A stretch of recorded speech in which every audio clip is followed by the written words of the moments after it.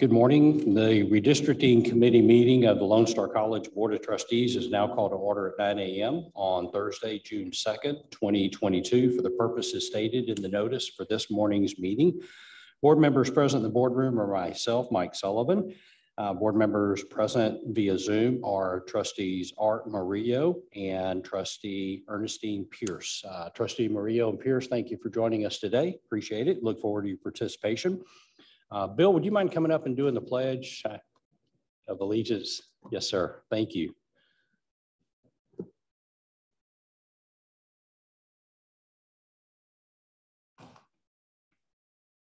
I pledge allegiance to the flag of the United States of America, to the republic for which it stands, one nation, under God, indivisible, with liberty and justice for all.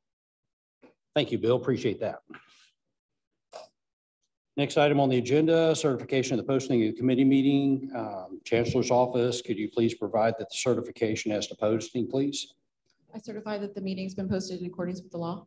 Thank you very much. Speakers to the agenda. We now have come to the portion of the meeting where we will hear from the public. Ms. Probasco, do we have any persons who have registered to speak? We do not. Okay, thank you. That's either in person or remotely, right? Okay, thank you, or virtually. All right. We'll now go to the next section, presentation of the second round of proposed maps based on public and trustee feedback. And before you start, Ms. McBride, could I ask IT to turn the monitors on up here? I have a blank screen.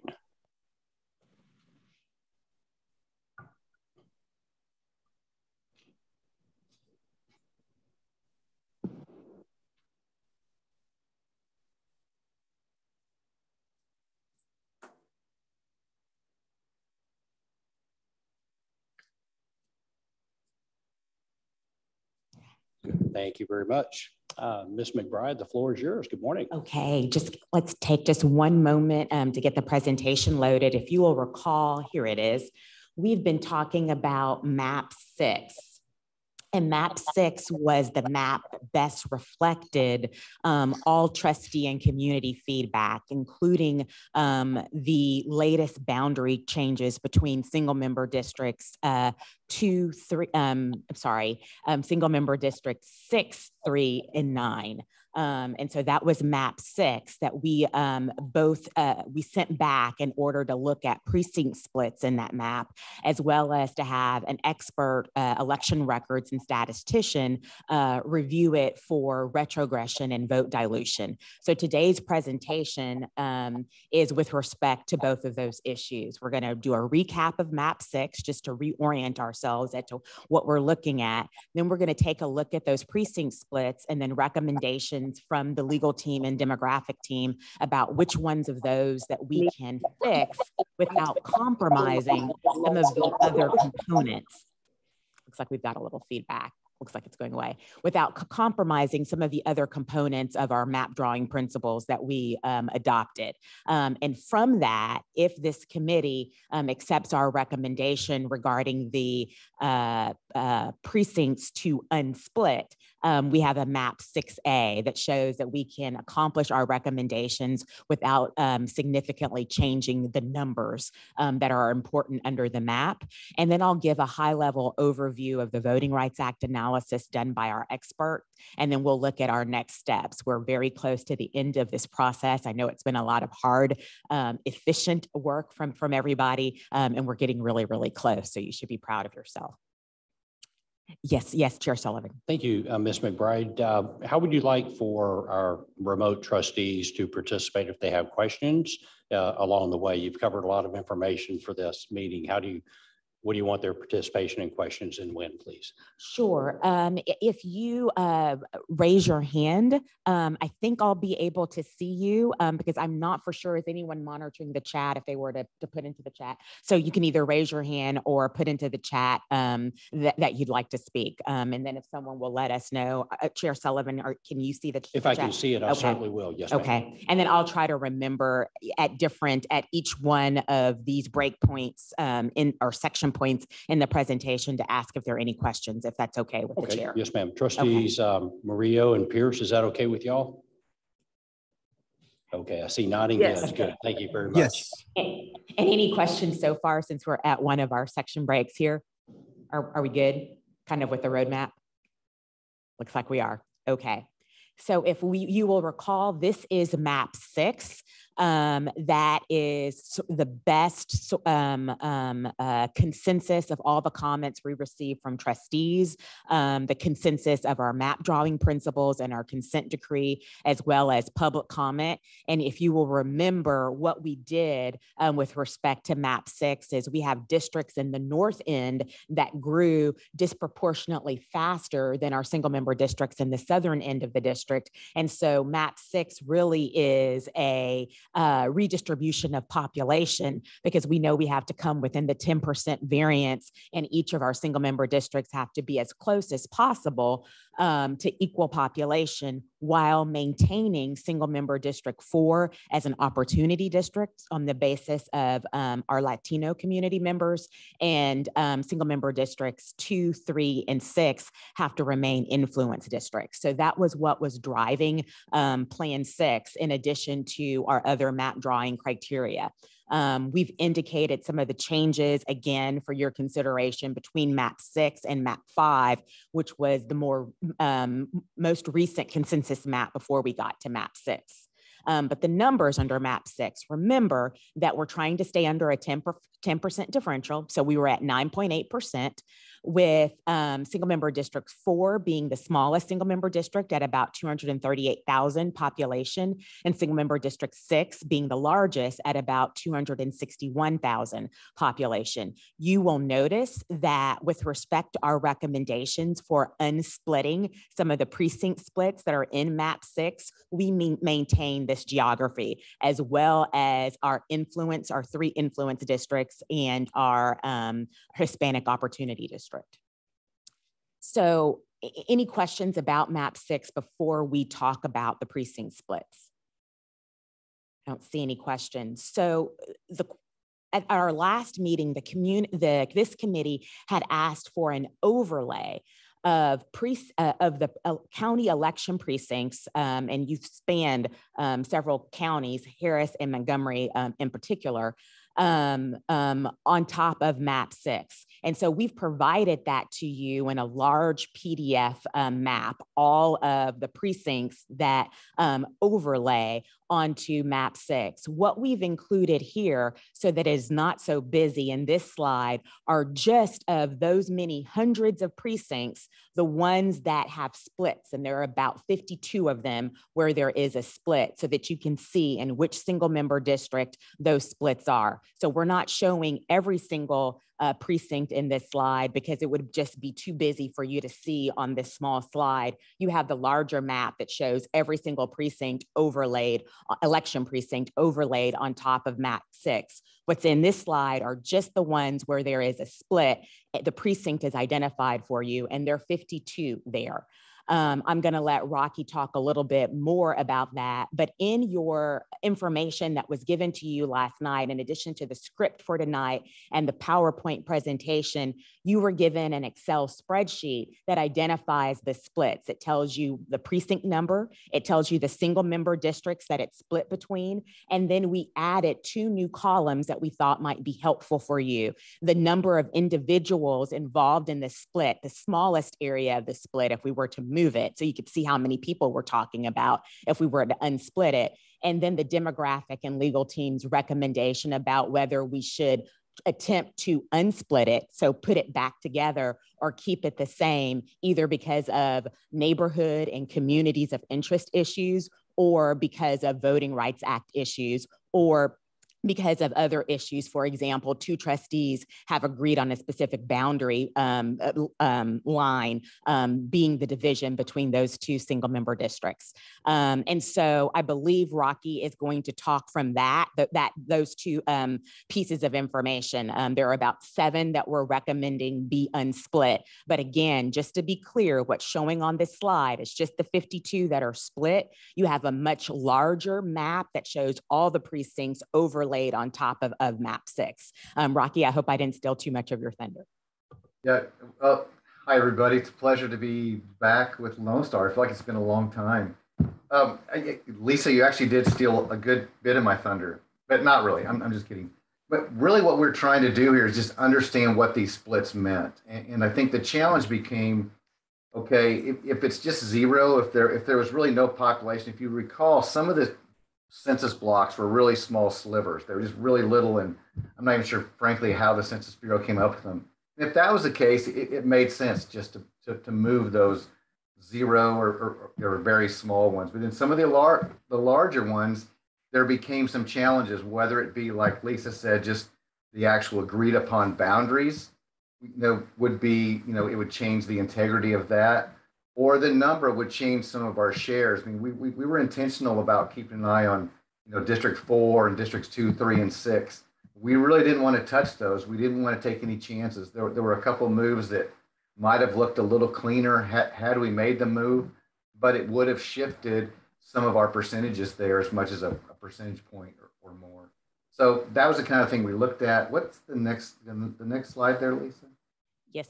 Do we have that? Yeah, okay.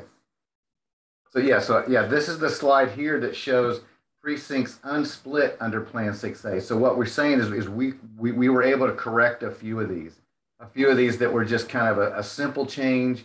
Not a lot of population was impacted or zero population impacted.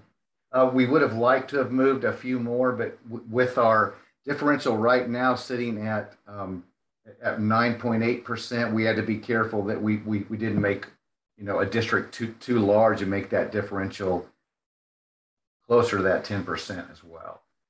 So I kind of want to see if there's any questions in regards to these splits or the ideas of the splits from anybody. And Rocky, correct me if I'm wrong, if the election precinct is still bordered in a heavy black line, that means there's still a split there. If it's in that lime green or iridescent green, almost fluorescent green, that means we've unsplit the precinct from the previous map. Right. We made a little correction there. Yep. And the impact. Rocky, you would ask for questions. Any questions from trustees Murillo or Pierce? No, I was a little, and she answered my question because I wanted to know that with the lime green, fluorescent green, what that meant, but I got it now. Thank you. You should have been more clear about that. Okay, thank you. I do have a couple of questions, if you don't mind, Rocky, and this might be for you or Ms. McBride, either one. With respect to the precincts, we have two counties. We have Montgomery County, we have Harris County. So these precinct numbers, for the precincts in Montgomery County, would it make any sense to put a dash and an M maybe after the precinct number on the map so that we can visually see that those are in Montgomery County? It's the way our mapping system is set up. It's kind of a default labels based on a precinct field. We'd have to manually do that. There's probably a way to do that. Could you change the font color maybe? We could probably, we could do that. That's a good idea. We could make one of them, one county a different color. Yeah, it's not critical, but would you play with that a little bit? Yeah, sure. Okay, thank you. And actually, I don't know that we have a line distinguishing the counties on the map. We could probably add that as well. Trustees, what do you think, Pearson, Mario? You're talking about for like a large map that you'd put on your website or something, or for this presentation here? Both?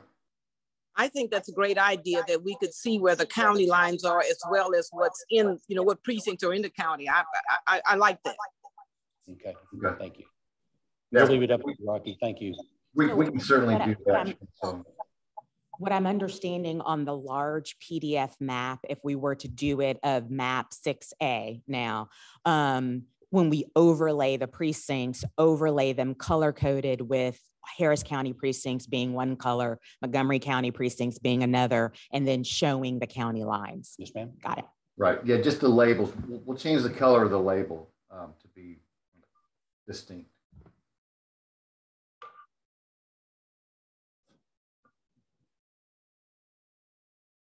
Yep. Are we, I'm sorry, we're waiting on me now still, or? Oh, are any other questions? I'm sorry. No other questions, doesn't appear. Thank you. Next. Yeah. Yeah, so just looking at the results of 6A, you can see here our percentages has not changed because we didn't really, where we made those changes did not impact either of our two, our smallest or our largest precinct. Next slide. So those are our recommendations in terms of unsplitting as many precincts as we can, which it's 7 of the original 52, without impacting that bottom line number of a 9.8% differential, and then not affecting the percentages in any of your opportunity and influence districts. And we have included in the PowerPoint information for each single member district so that you can see that the influence districts numbers are not impacted by the splits that we recommend unsplitting or putting back together. You can see that the numbers are the same under both maps. And even for example, in single member district 1, you can see for that one under 6 and 6A, the numbers are the same. In some of the other non-influence or opportunity districts, there is a slight uptick of like 1/10 of a point, but not in any of our influence districts. And then it doesn't affect any of the bottom line numbers with respect to the main differential, 9.8. Rocky, I don't know if you want to go through. I don't know that we necessarily, unless you'd like to go, we could roll through these. I did want to add one thing too, just as more of a reminder to everyone, that keep in mind that in 2010, there were also split precincts. So some of these precincts were split previous. And I don't know that matters, just in that if there's, it's not like these are 44 new split precincts. Some of these were previously split. I just wanted to make you had about, I think it was either 34 or 36 that were split under the original 2013 map. Yeah, it was just under 40. So it is a few more, but again, it's not 40 more. We can walk through a couple of these if you'd like, just to see the ones where you'll see some slight changes. I don't know that we have to spend much time on it. I'm having difficulty hearing you, Rocky. Oh, I'm sorry. Maybe I got too far from the microphone. Is it cutting out or just low? I can hear you better now. Thank you. Okay. I sat up straighter. My mom says I shouldn't slouch anyway. So we go back to that. Go back 2 slides, please. Back to what slide? Just go back to District 6, I think it was. Yeah. So you just see there in District. Sorry. With the District 6 there, you just see the slight change. I was just going to point one out. You see 241, 957 to 242, 263. Just about a 300 person change. Very insignificant from your percentages, but I just wanted to point one out that was changed. And you can see where it affected, if you're looking at the citizen voting age population, it affected the Anglo citizen voting age population. Under 6A, it's 37.6%. Under old Plan 6, it was 37.7%. So really negligible change. All of the other percentages are the same. Yeah, thank you. And I think that's kind of we can look at these individually if you'd like, but that was, I don't know if there's much need to spend too much time on it. So yeah, I've gone through all 9 of them. Any questions about precinct splits or the 7 that were recommending being unsplit, which produces map 6A? Any questions, trustees? Okay, good. Can I ask one, please, ma'am? Yes.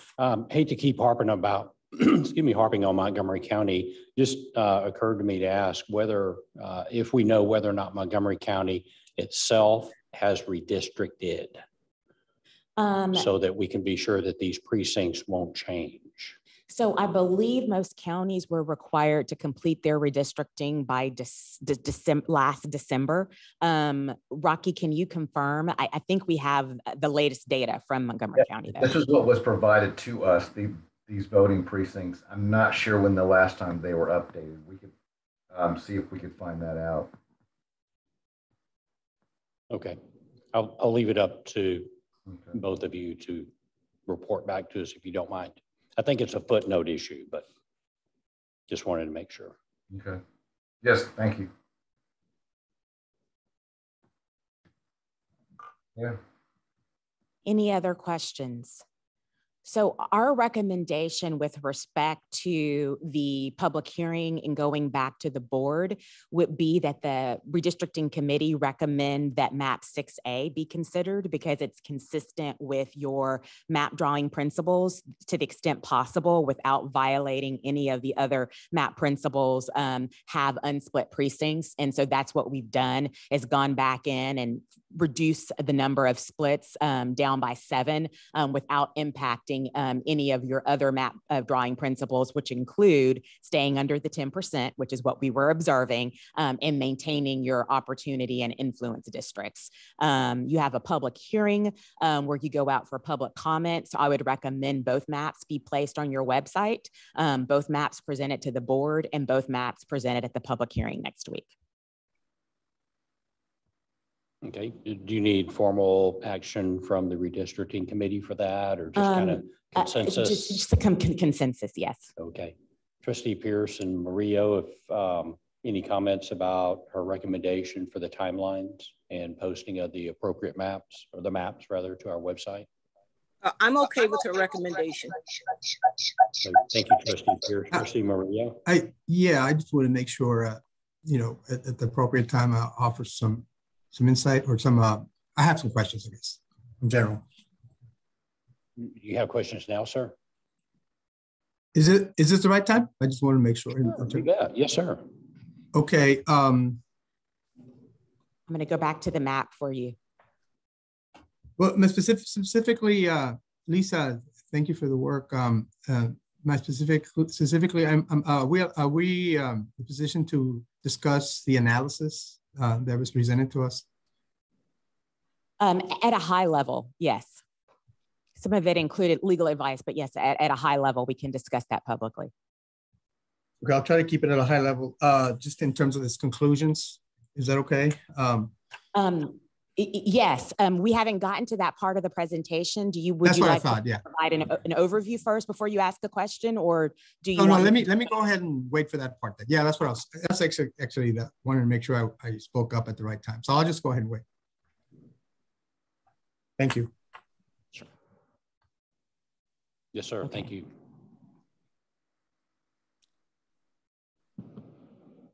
Any other questions about the precinct split components of map 6 or 6A? Okay. Then let's take a look at the Voting Rights Act analysis that was done by your expert. And so the overall conclusion reached is in 2013, when this map was first drawn, you had very proportional representation on the board, proportional to each major demographic group's citizen voting age population or share of the total citizen voting age population. And there have been some demographic shifts throughout the decade, but this new map maintains not only that proportionality, but it also maintains your influence districts, your opportunity districts, and the expert did not conclude that there was any dilution in minority representation or retrogression from the power that voters had under the 2013 map. He analyzed each single member district with respect to single member districts that were majority Anglo or plurality Anglo, meaning that Anglos don't have the majority, but they're the largest single member district. So that would be they're the largest demographic in that single member district. So that would be single member districts 1, 5, 7, 8, and 9. He looked at the demographic shifts in voting patterns and determined that in none of those, the majority of which had to lose population to be closer to the ideal, did any of the shifts change the general trends in those single member districts or any of the expected electoral patterns in those single member districts. With respect to single member districts 2, 3, 4, and 6, he analyzed specific election contests, and he analyzed 2 types of election contests. If there was a racially contested election, local election, trustee election, meaning a minority candidate versus a non-minority candidate, he analyzed those elections. if there was not one, because either only minorities ran an election or because an incumbent ran unopposed, he tried to look at other elections with overlapping jurisdiction. And the one with the most overlapping jurisdiction for the majority of your single member districts was the Ed Emmett, Lena Hidalgo contest. And so what he looked at was the voting preferences of the precincts moved into those single member districts versus the voting preferences of the precincts that were moved out, and what was the overall voting preference of the precinct as it existed in 2013, and then now under the new proposed map. And his conclusion in every case is that our changes did not impact. We either made the single member district stronger, or if it was slightly less strong, it was still leaning toward either the incumbent minority candidate in terms of voting preferences, or would still be leaning toward Lena Hidalgo, who appeared to be the minority voters candidate of choice in each case, in single member district 2, and single member district 4, and single member district 6, and single member district 3. With respect to single member district 2, he did raise a concern about the fact that we had to add population to single member district 2 because single member district 2 needed to give some population to single member district 6. And where we added population in single member district 2 was to the very north of single member district 2 into single member district 8, which has single member district 2 crossing a different county, which it did not in 2013. So single member district 2 now includes primarily Harris County, but a little bit in the north of Montgomery County. And typically those voters are different voters. The numbers in single member district 2, 59% combined African-American and Hispanic CVAP, are very strong, even stronger than what single member district 2 was in 2013.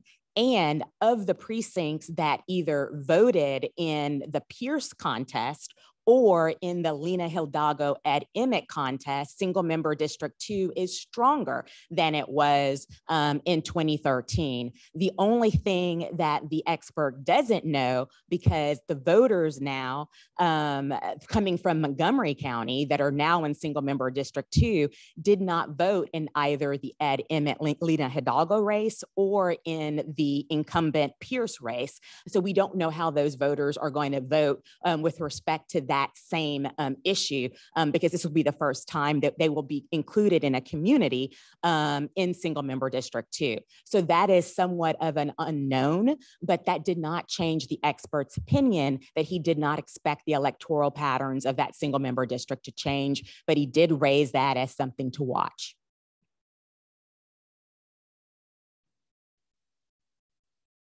Any questions about that analysis? Trustee Pierce, that's your district they're talking about. Yes, with the explanation. I know. I read that sent to me, and I'm still looking at it. The one that you sent in the chat, and I'm aware. A little bit, Trustee Pierce, there's a little squealing there, and we were unable to hear you. Would you mind asking again or making your comment again, please? Oh, I said. It's still squealing.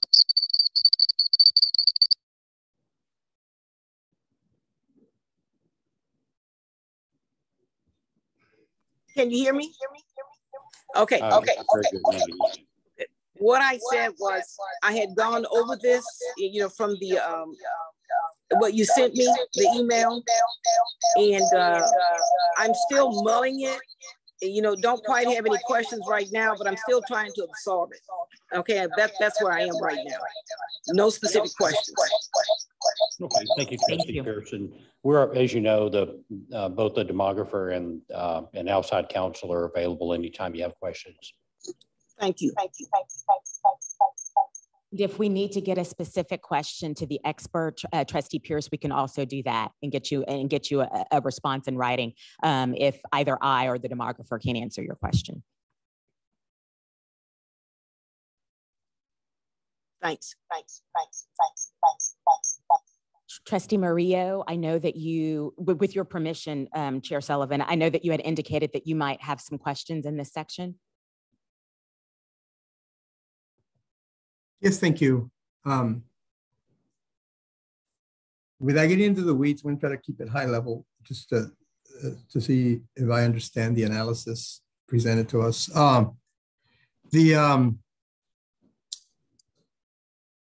As you have summarized regarding my specific questions are about District 6, and there was I guess a conclusion drawn that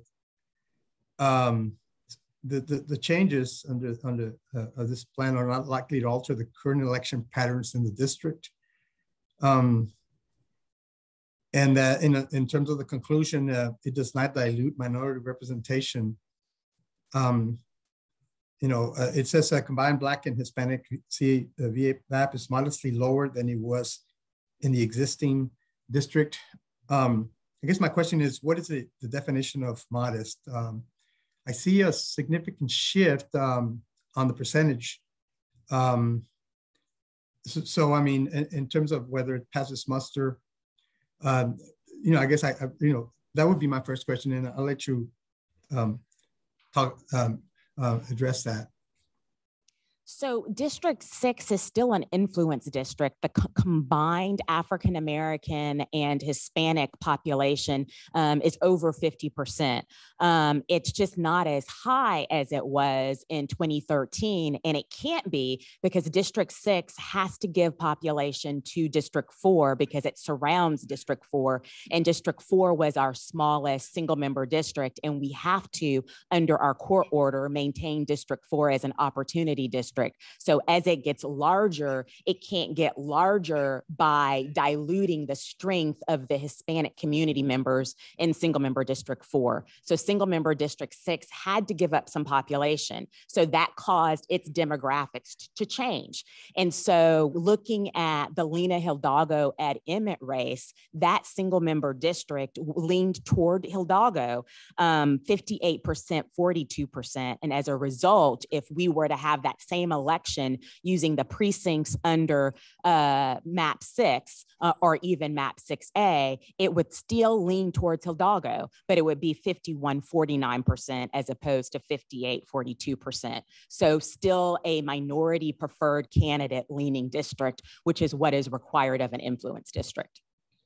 So going from a 58 to 42 is not a retrogression per se?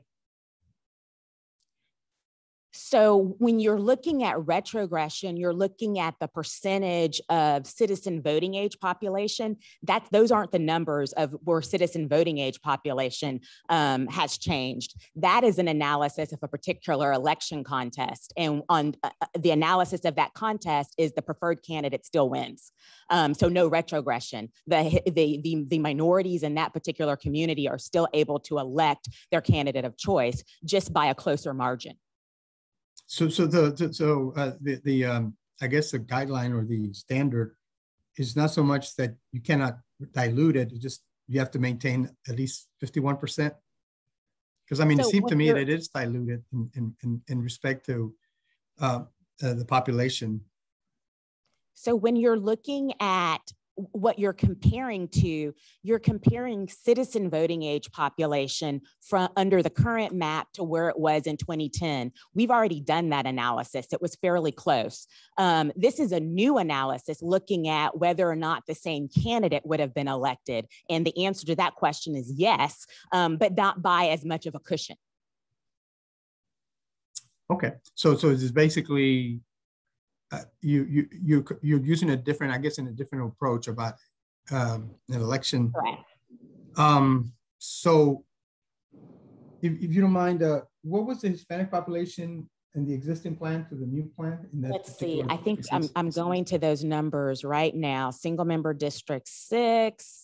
Here we are. So the Hispanic citizen voting age population in 2010 under that 2010 map was 20.4, and now it's 22.1. So it's greater than it was. The African-American population in 2010 was 36.1, and now it's 30.4. because So single when member districts. I'm sorry. So the number, the first one you mentioned is the census from 2010, right? Correct. What is the census now, or? The census in 2020 for the Mhm. Hispanic population was 24.3, and under map 6 is 22.1. Okay.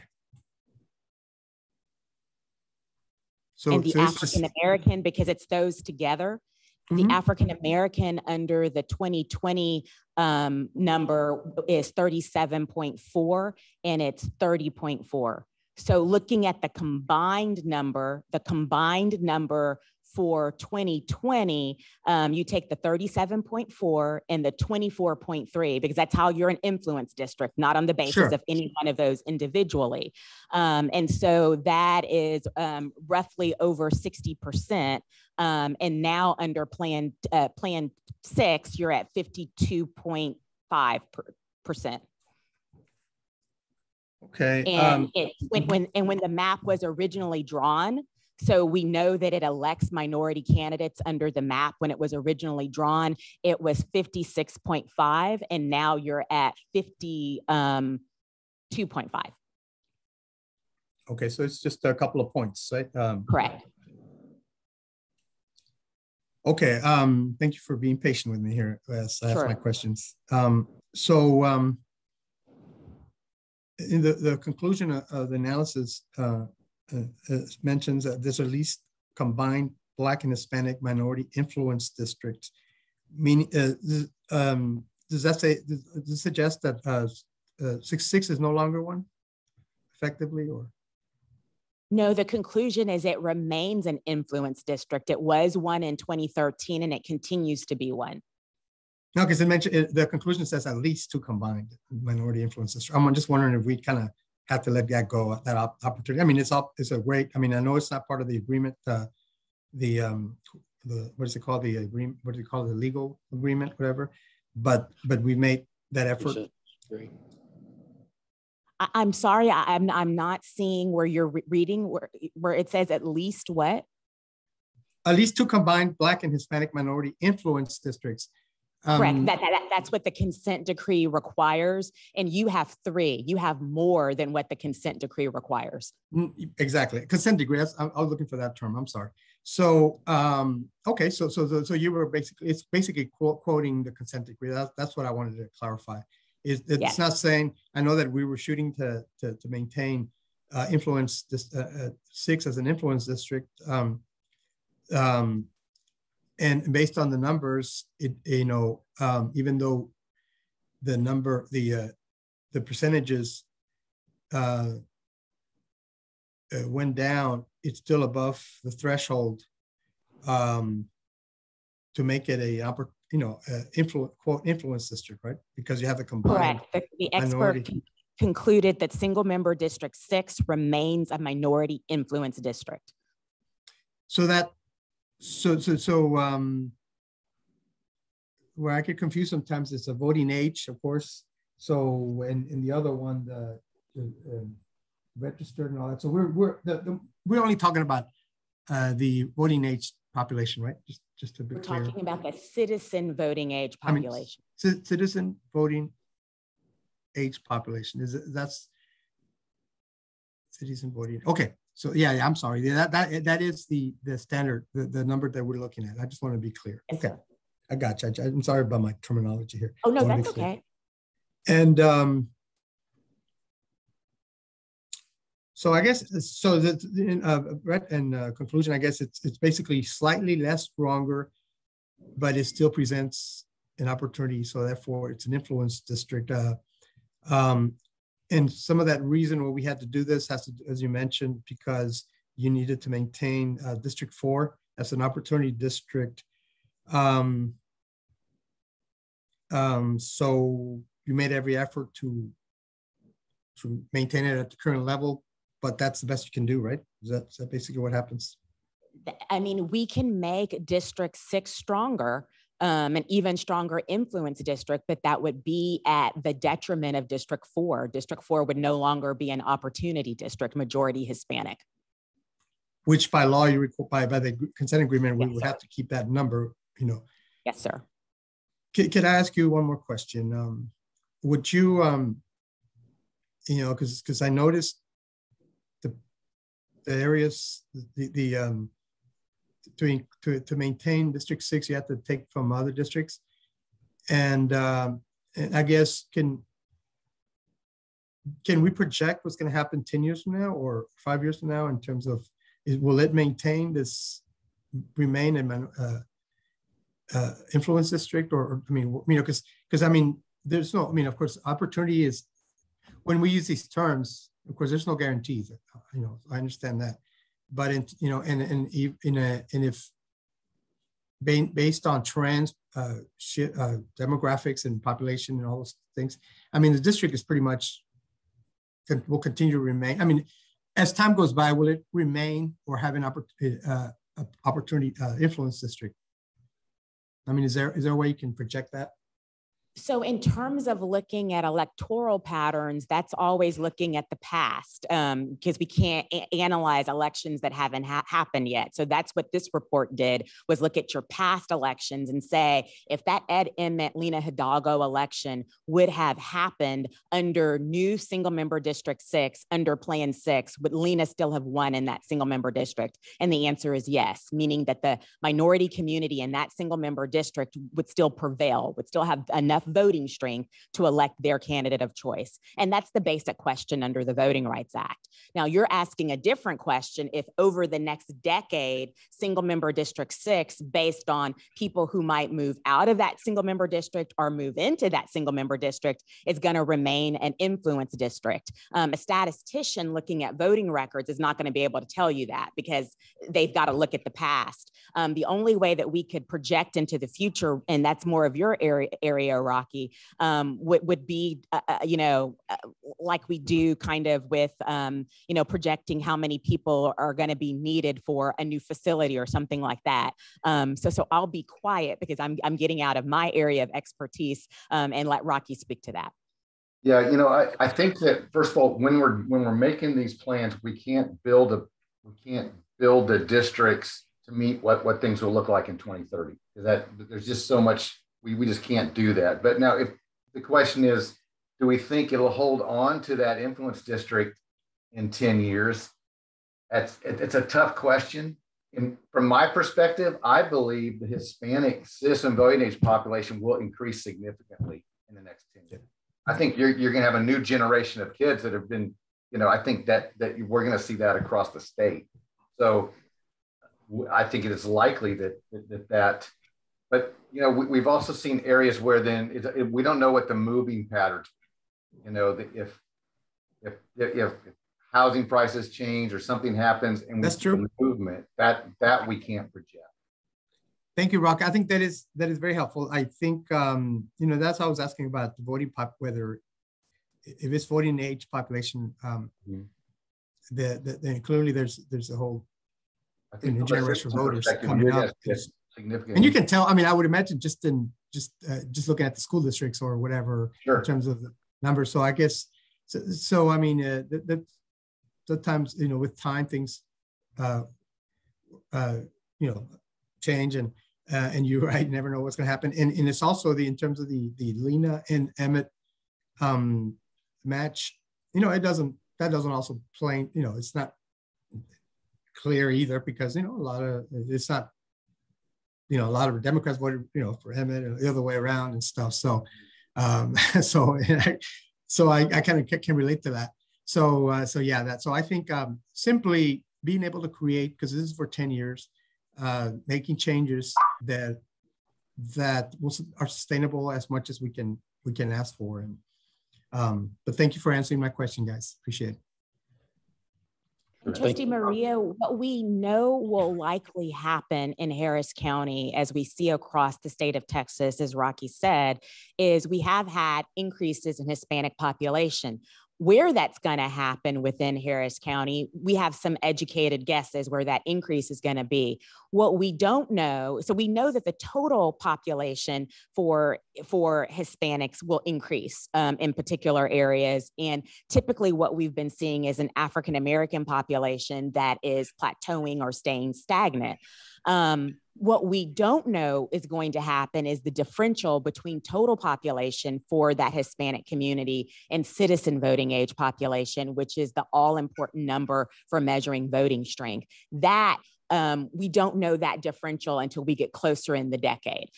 Some communities, it's very close. Some communities, there's about a 10 to even as much as a 30% differential. So even though you're seeing a huge increase in total population, you're not seeing as much of an increase. It's a little bit more incremental in voting power at the citizen voting age level. I appreciate that. And I understand that we cannot possibly know everything. I started off by asking about the dilution of minority influence. I know I'm not a lawyer, and I'm not gonna pretend to be one. But since there was I don't know what the dilution of the Hispanic influence or the minority is, I mean, in general terms, but is there a threshold, like a certain percentage that we can't go down or anything? I mean, do we need to worry about that in terms of a legal? So if this had fallen under 50%, I would be concerned. This is an influence district, not an opportunity district. So do I think if African Americans and Latinos in that area vote cohesively, they can exercise influence in that single member district? Yes, just as they did in 2013. Their influence may not be as strong as that one election contest indicated. But even under that election contest, that group still, if we were to have that same election today, that preferred candidate would still win under the new map. So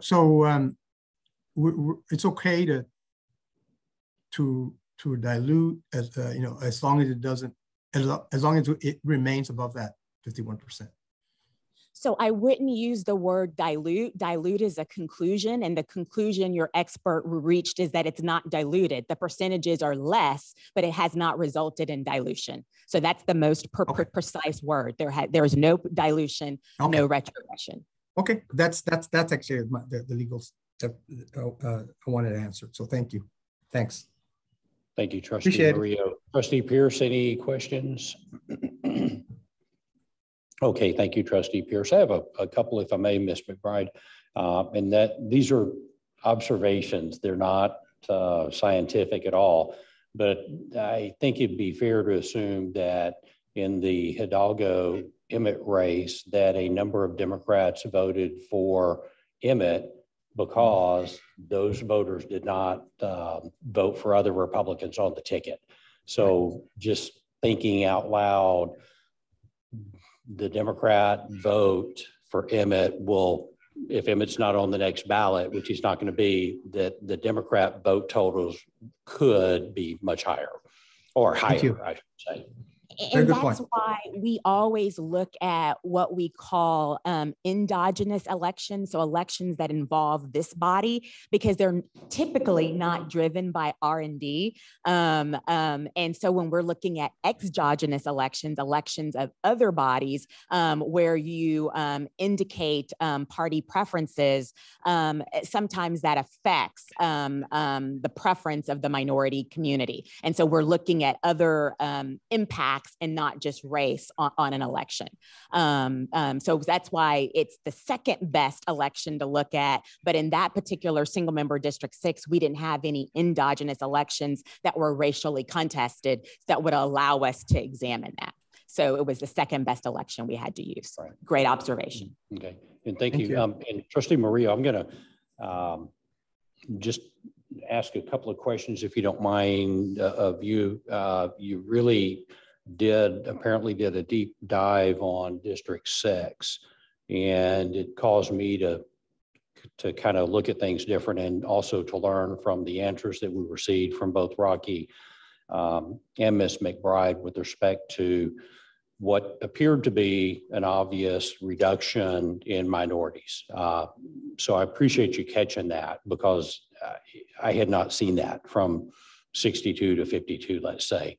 And looking at it from my blue collar perspective, that is a reduction. So I think that's where you were headed, and I appreciate you bringing that up, because now we've vetted it, if you will, with our experts. So I'm wondering if you, what you saw maybe in District 4, because 6, and I don't like to label districts, but 6 is Miriam and 4 is you. How did you see the change in numbers and percentages in your district? Were you as concerned, or were they not as obvious? What compare the two, because clearly you did a deep dive on 6. And I would just like to clarify, when we're looking at retrogression or vote dilution, we're always comparing it to what it was under the benchmark plan. Under the benchmark plan, it was 56%. It grew to 60%, but at 56%, that was a performing influence district, and now it's at 52%. So we're just talking about a 4-point differential. Yes, ma'am. Not a 10-point. Mm-hmm. Okay.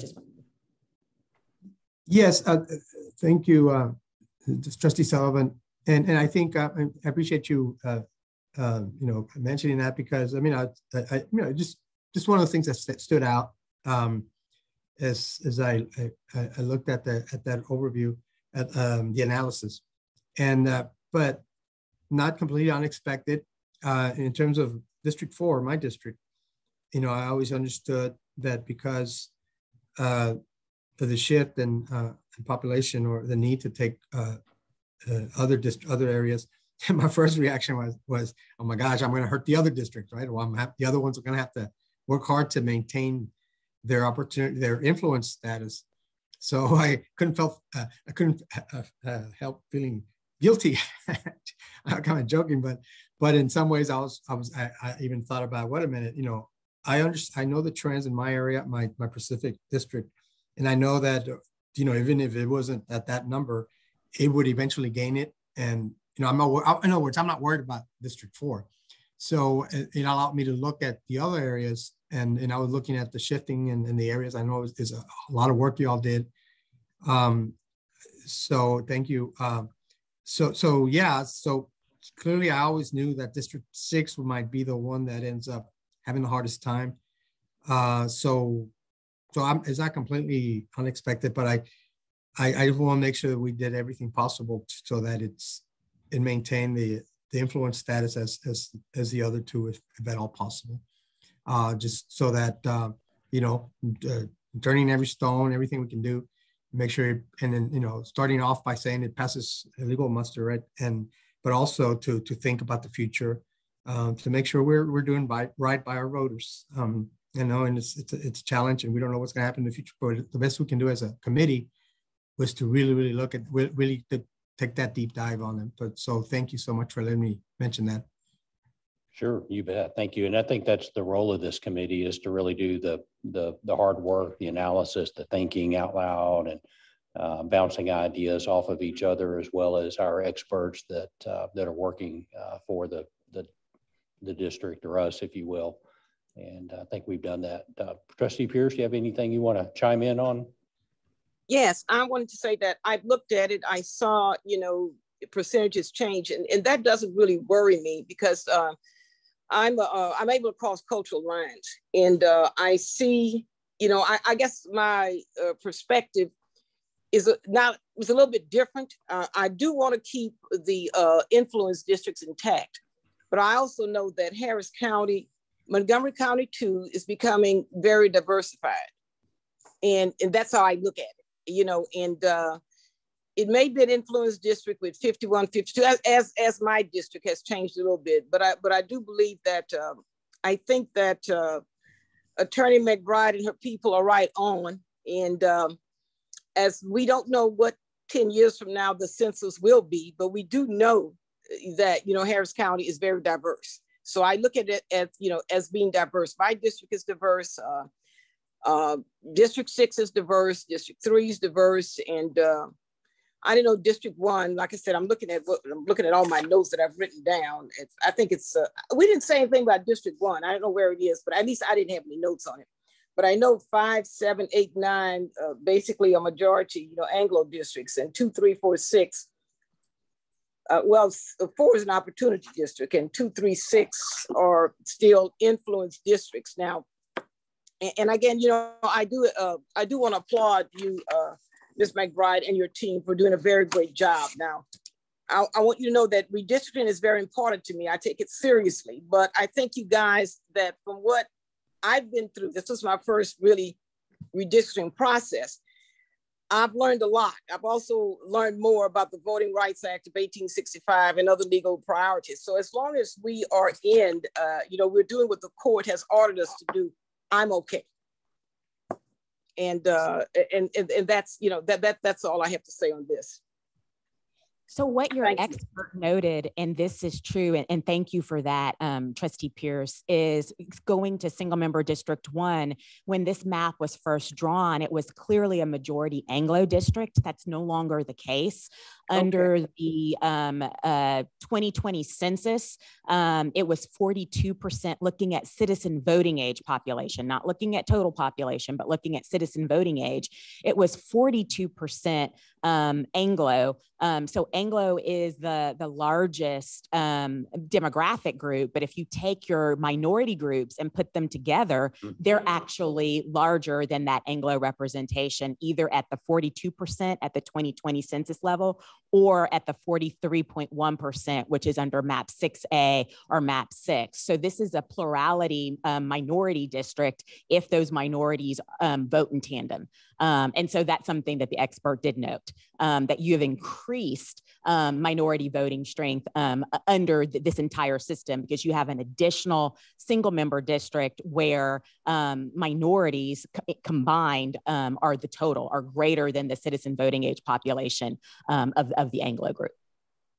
Thank you. Thank you, Ms. McBride. And Trustee Pierce, thanks for those comments. Appreciate your all you've given to the participation and comments here, because it all matters. And you and Trustee Murillo have been active throughout this process. And I think that says a lot. And whenever we take our final recommendation to the board, unless something crazy happens between now and then, I think we're going to have a really good, strong consensus among the three of us as to making a recommendation.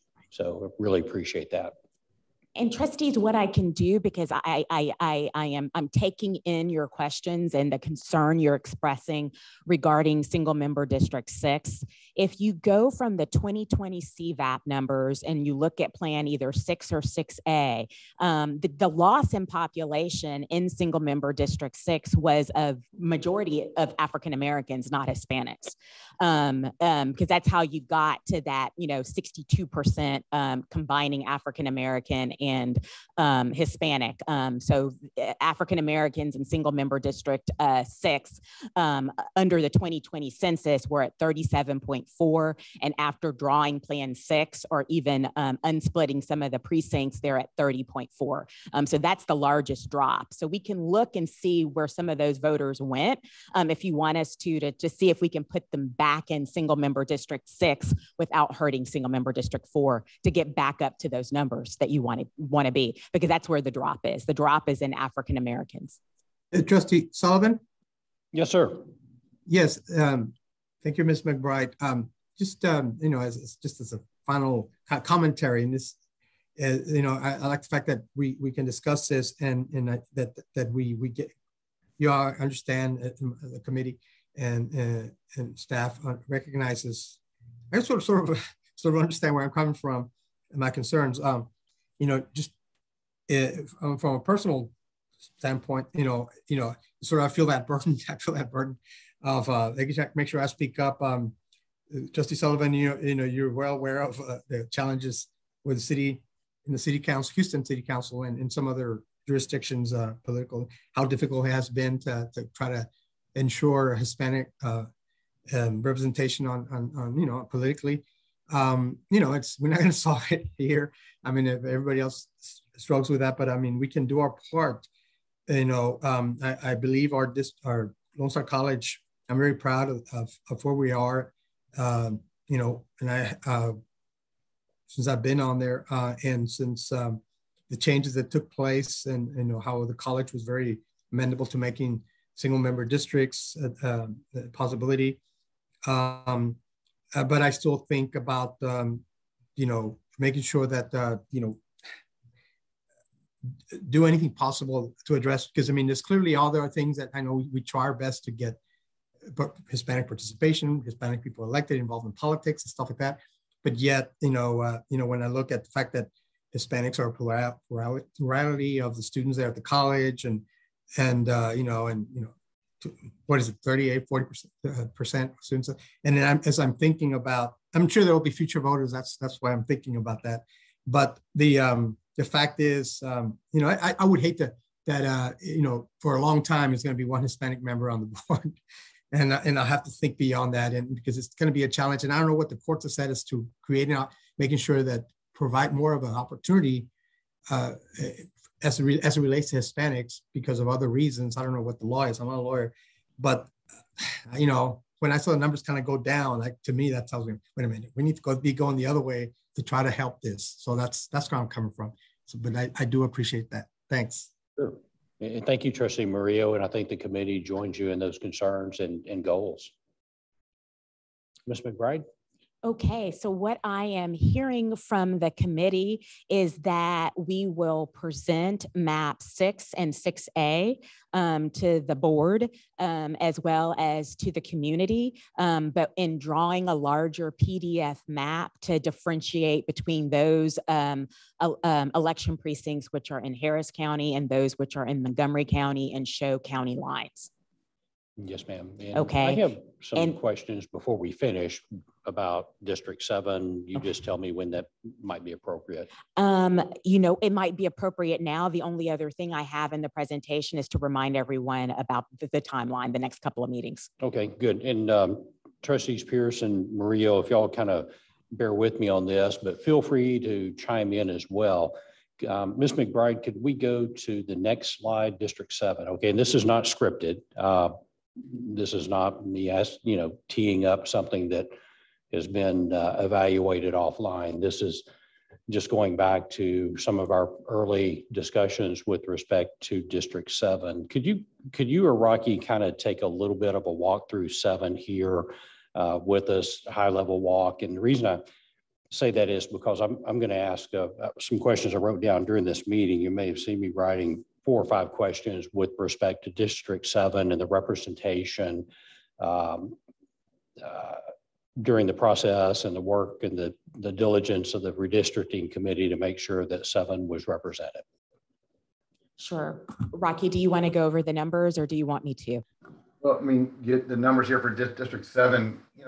Their population number in 2010 was 198. We've gone up to 269. So we didn't have to do a lot of movement there, but we did have to move. We did have to shift population south. So I mean, I think the main goal there was just to not do anything that would create harm or create change. Now, District 7 was majority Anglo. You can see from their CVAP and from their percentages, we didn't shift, even though we dropped about 8,000 persons out of District 7.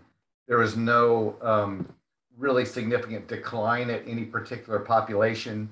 You can see the Anglo population stayed right at that 58% VAP, 73% CVAP. There weren't really, there's just a slight dip there in their CVAP of like 0.4%. But so our intent was just simply to shift population, and I thought we did a pretty clean job of it. Good, thank you, Rocky.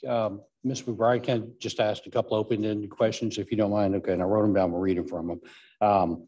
So questions about District 6 representation. So just as a reminder, if you could tell me what your perspective was of our District 7 community forums that we held out in District 7, participation, presentation, amount of time allowed for people to participate and make their comments and concerns known.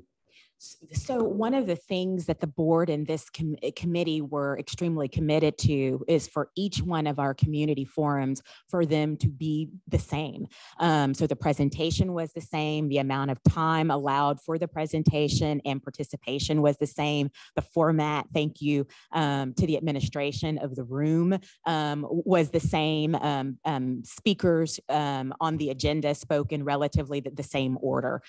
So exact same community presentation slide deck, except we zeroed in on those issues that were particular to single member District 7. So we showed all of the system changes, and then we focused specifically on single member District 7. And that was the same approach we used for every single member district. Because single member District 7 does not have an elected representative right now, this committee has served as that representative, and at their community forum asked questions on behalf of the community. Public participation in single member District 7 has not differed from public participation in any other single member district.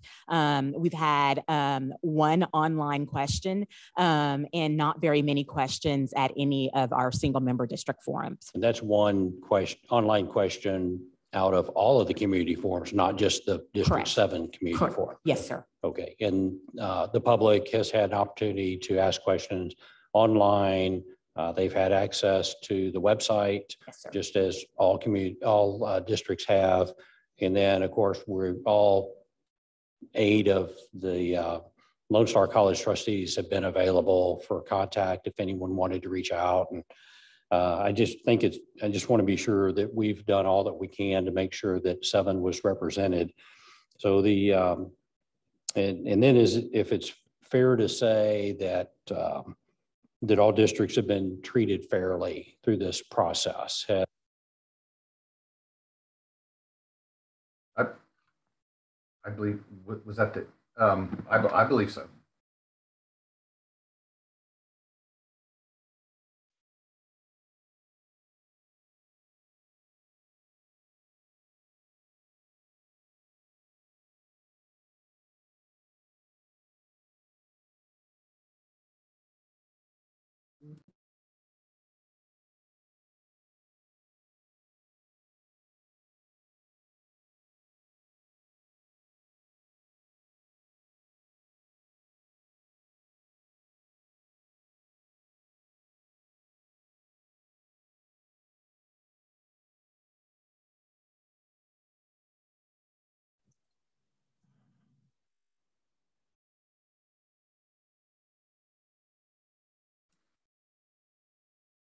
I believe I've lost audio.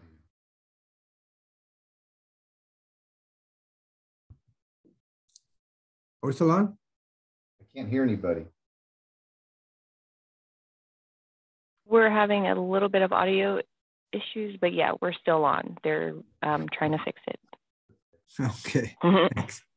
I thought it was me. Me too. Thank you.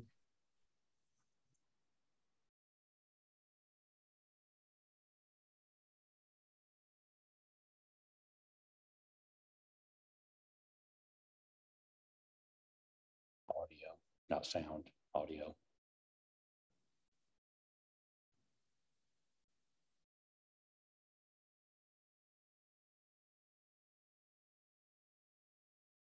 Excellent, thank you. That's pretty neat.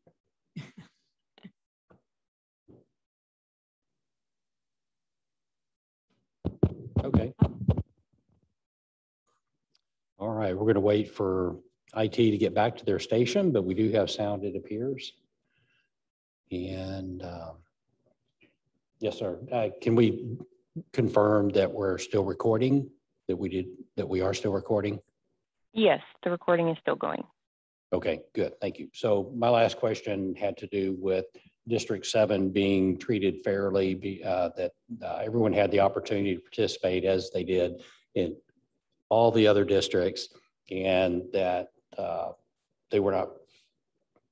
they had every advantage for public participation as any other district. Yes, sir. Okay, good.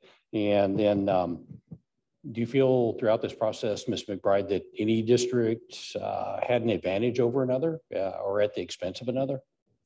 No, I feel all the trustees have been involved in this process. The redistricting committee has been involved in this process, and there's been great participation by the trustees in the individual community forums. Good. Yeah, I mean, I'm proud to say too that the redistricting committee has had nearly 100% attendance and participation, thanks to Trustee Murillo and Pierce. And I think I might have been out of town and missed a meeting, but it's all working like it's supposed to. So before Ms. McBride makes a recommendation on the timeline and comments, I just want to make sure that trustees Pierce and Murillo have one more chance to offer any comments or ask any questions that they'd like. Or Rocky, if you have anything that we've missed that you want to touch on, feel free. I'm great. It's been a pleasure. Everyone's been great to work with. We've had opportunities to work with each individual trustee, and it's just been a pleasure to work with everyone. And I can Good. Thanks. tell you that comes from quite a bit of experience this year. Good. Well, thank you, Rocky. Trustee Pierce, anything on your end, ma'am? All I wanted to say, I'm going to commend you, Trustee Sullivan, for chairing the redistricting committee. A job that I don't envy, let me say. But you have a no-nonsense approach, and this was very helpful with the scheduling of the meetings, as well as eliminating redundant meetings when appropriate. And I just wanted to tell you, as a committee member, I appreciate your efforts, and to Trustee Murillo, I appreciate your input and your assistance with chairing the public forums. This has been a good experience, and it's been a, if I could use the term, pleasurable experience. But that's it. That's all my comments. Appreciate the compliment. For whatever I might lack in personality, I make up for in diligence. So. You do. You do. Okay. Thank you. And thank you all for bearing with me. Trustee Murillo, anything on your end, sir? No, I also want to sort of like piggyback on what Trustee Pierce mentioned. Thank you, Chairman Sullivan. I think, this long and winding road is coming close to an end. And so we appreciate keeping us on track and support of Trustee Pierce and other, including Mr. Stoma, who also kind of chimed in at times to help us get on track. And but I appreciate you, fellow colleagues. But of course, be remiss if I didn't really, again, acknowledge the important work by Ms. McBride and her team. I did actually enjoy it, just like you, Ms. Pierce, and this from the start about, I think I joked with Ms. McBride about, feel like I was back in college, getting legal analysis and stuff, and kind of, and it forces you to kind of think back about civil rights and about, what you thought you knew and you don't know. So I'm almost wanted to call her Professor McBride. Thank you. But Rocky, Mr. Gardner, I think incredible insight. You many ways you probably don't realize, but you got that job. A lot of young people probably wish they had. It's exciting, interesting. Looking ahead and offering your perspective, but it's interesting, exciting, and that all along that's been very helpful. So I share in my colleagues on the board great appreciation for the work, and I know we still got to deliver here at the end, so we'll continue staying focused and continuing along this path. And I'm really looking forward to. I really think. Our district 7, right? To make sure we do what we need to take the input to make sure it's well represented, and we do we represent the entire district, each member. So we want to do our part, including myself, to support that effort as we move forward. Thank you very much. Thank you, Trustee Murillo. Appreciate it. And thank you all for the compliments. I wasn't fishing for compliments, but I do appreciate having the confidence of both of you as we've worked through this committee as a committee of 3. And Ms. McBride, excuse me. Thank you, obviously, for the work you've done as well. This is not complete. And this isn't a swan song by any stretch of the imagination, but we're at a good point. And I feel very good where we are going forward. So would you define what going forward is for us? Yes, sir. You always give me the perfect segues. So let's take a look at our timeline going forward. And we've got 3 meetings that are left, possibly just 2. Our next meeting is June 8th, where we'll have a public hearing on the maps. It'll be a public hearing slash board meeting, just in case there's anything the board wants to discuss as a result of what we heard at the public hearing. But we'll be presenting in soliciting comments on map 6 and 6A, which is dealing with those 7 precinct splits that we feel that we can unsplit without affecting the other map drawing principles or your numbers too significantly. We have reserved in your timeline, based on the work on June 8th, another redistricting committee meeting for June 16th. If we don't have a lot of public comment and we think that the board is ready on the 29th to vote on either map 6 or 6A, then there probably won't be a need for a redistricting committee meeting on the 16th, but it's there in your schedule in case we need it, depending on what happens on June 8th. And then your final meeting, which is a special meeting, is on June 29th, when the board will hopefully take action. They need to adopt a final map that will put us in advance of the first day to file for your November election, which is in mid-July, and then ahead of the statutory deadline to redistrict, which is in mid-August. Good. Is it your recommendation then that the redistricting committee consider, I hate to use the word cancel, but canceling a meeting? Or depending on what happens on the 8th, if there is a lot of public comment and a lot of requests for changes on the 8th, there might be some things for the committee to consider on the 16th. But if it's kind of like what we've experienced in our other, community forum sessions, if it's just sort of educational pieces, but no requests for real changes to the map, then we could forgo that meeting. We wouldn't need that meeting and we could go directly into June 29th. Okay. Thinking about posting and language on agendas, do we need to prepare for any special language on the June 8th agenda that would give us the option of canceling the 16th meeting? Because that would be an action item or a recommendation with no action.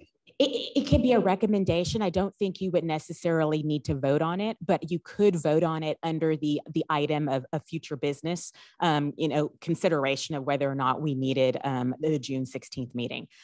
So I'll work with board services to make sure that posting for the 8th is appropriate to at least allow you to have a discussion about whether or not you need a committee meeting on the 16th. Okay, Mario, do you have any thoughts on that right now, or is that something you just want to work on offline? Or okay, Mario just said he would make sure it's incorporated into the next agenda. Yes, sir. Okay, good. Thank you. All right. Oh, and that. Anything else? That concludes our presentation. Good. Thank you, Ms. McBride. Thank you, Paige, for being here and supporting as well. And thanks to the administration, everybody that's helped in IT. Really appreciate you jumping in and getting us back online and keeping us going. Before I say the meeting's adjourned, if either Trustee Murillo or Pierce want to say anything, raise your hand. If not, thank you for being here today and participating. And I see nods of no further comments. We'll declare this committee meeting adjourned. Thank you. You're welcome.